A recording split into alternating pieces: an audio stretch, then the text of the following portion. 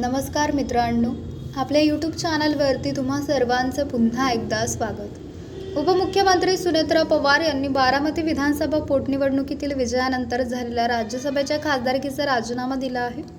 आता त्यांच्या जागी राज्यसभेवर संधी मिळावी यासाठी राष्ट्रवादी काँग्रेसमध्ये इच्छुकांची रस्सीखेच सुरू आहे। येत्या काही दिवसातच या जागेसाठी पोटनिवडणूक जाहीर होण्याची शक्यता आहे। या खासदारकीची मुदत जुलै 2028 पर्यंत असणार आहे। राज्यसभेसाठी माजी खासदार आनंद परांजपे, सुबोध मोहिते, शिवाजीराव आढळराव पाटील आणि विधानसभा निवडणुकांवेळी भाजपामधून राष्ट्रवादी काँग्रेस पक्षात असलेले संजय पाटील यासाठी इच्छुक आहेत। यासोबतच ज्येष्ठ नेते छगन भुजबळ हे सुद्धा स्पर्धेत आहेत।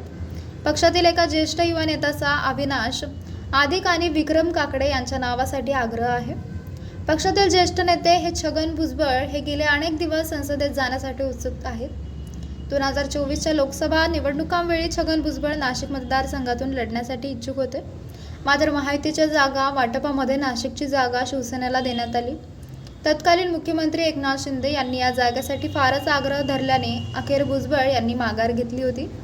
त्यानंतर राज्यसभा निवडणुकांवेळी ऐनवेळी अजित पवार यांची पत्नी सुनेत्रा पवार यांच्या नावाची घोषणा केली। त्यावेळी भुजबळ यांना माघार घ्यावी लागली। आता मात्र छगन भुजबळ या जागेसाठी अडून बसले आहेत। खासदार होण्यासाठी मंत्रिपदावर पाणी सोडण्याची त्यांची तयारी आहे। नाशिकमधील विधानसभेच्या जागेवर पुतणे समीर भुजबळ यांना पाठवण्याचे भुजबळ यांचे प्रयत्न असणार आहेत। मागील काही दिवसांपासून पक्षातील रिक्त असलेली पदे भरण्यात यावीत असा पक्षातील कार्यकर्त्यांचा आग्रह आहे। यात राष्ट्रवादी काँग्रेस पक्षाचे युवक प्रदेशाध्यक्ष, मुंबई अध्यक्ष पद आणि रुपाली चाकणकर यांनी राजीनामा दिल्यानंतर महिला प्रदेशाध्यक्ष पदही रिक्त आहे।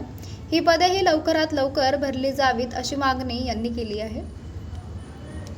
तर मित्रांनो, आपल्याला काय वाटतंय? आपली प्रतिक्रिया आम्हाला कमेंट बॉक्सच्या माध्यमातून नक्कीच कळवा।